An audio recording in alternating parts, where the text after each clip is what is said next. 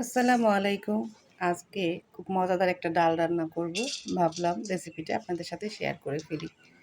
তো প্রথমে আমি এখানে ডালটাকে ভালো করে ধুয়ে ডালটাকে আমি হাঁড়ির মধ্যে নিয়ে নিচ্ছি।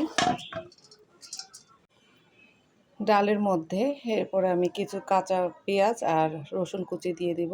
মানে এই ডালটা আমি সিদ্ধ করব, তার জন্য এই পেঁয়াজ আর রসুনটাকে দিয়ে দিলাম। ডালের মধ্যে এখন আমি দিয়ে দিব কাঁচামরিচ, পরে আরও দিব, এখন সিদ্ধর জন্য কয়েকটা দিয়ে দিলাম। দিয়ে দেব লবণ, সামান্য পরিমাণ বাটা মশলা, একটু আদা বাটা এবং অল্প একটু রসুন বাটা, সেটাও দিয়ে দিলাম। এখন দিয়ে দেব পানি। ডালটাকে সিদ্ধ করতে হবে।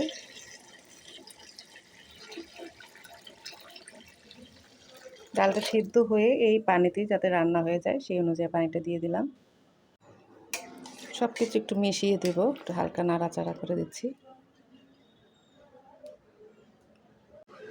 এরপরে ডালটাকে আমি ঢেকে দেব, ঢেকে সিদ্ধ করে নেব ডালটাকে। ঢাকনাটা তুলে নিলাম, ডালটা এর মধ্যে সিদ্ধ হয়ে গেছে। ডালটা কিন্তু সিদ্ধ হয়ে গেছে। এখন এটার মধ্যে যা দিতে হবে, ডালের মধ্যে এখন আমি হলুদ দিয়ে দিচ্ছি। এরপরে যেটা করতে হবে, ডালটা আমি হালকা করে একটু ঘুটে নেব।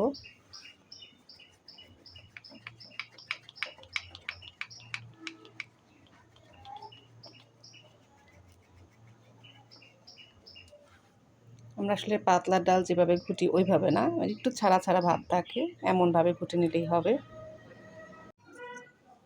এবার যেটা করতে হবে, পাটের যে শাকটা হয় সেই শাকটা দিয়ে দেব। শাকটা আমি আগে ভালো করে ধুয়ে কুচিয়ে নিয়েছিলাম, সেই শাকটা দিয়ে দিচ্ছি।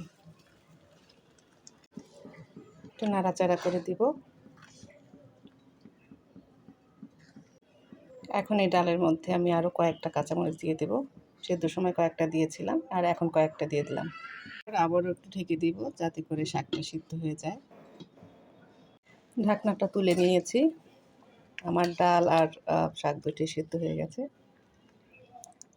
এবার আমি এই কড়াইটাকে পাশের চুলোতে রেখে দিব। তারপর যেটা করতে হবে, এরপর আরেকটা কড়াইতে আমি তেল দিয়েছি, তার মধ্যে পেঁয়াজ কুচি, রসুন কুচি আর শুকনো মরিচ, 3টা শুকনো মরিচ দিয়ে দিলাম।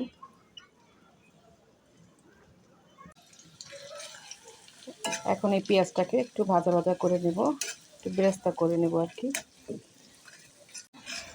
পেঁয়াজ যখন বেরেস্তা হয়ে আসবে তখন এমন একটা জিনিস দেব যেটা দিলে ডালের স্বাদ দ্বিগুণ হয়ে যাবে। আশা করি সেই পর্যন্ত আমার সাথেই থাকবেন। পেঁয়াজ কিছুটা লাল হয়ে এসেছে, সেই পর্যায়ে আমি দিয়ে দেব আস্ত জিরা। এই আস্ত জিরা দিবার কারণে কিন্তু এই ডালের স্বাদ দ্বিগুণ হয়ে যায়, খুবই মজার হয়। এইভাবে একবার করে দেখবেন। এবার যেটি করতে হবে, এই তেল পেঁয়াজের মিশ্রণটা ডালের মধ্যে দিয়ে দেব।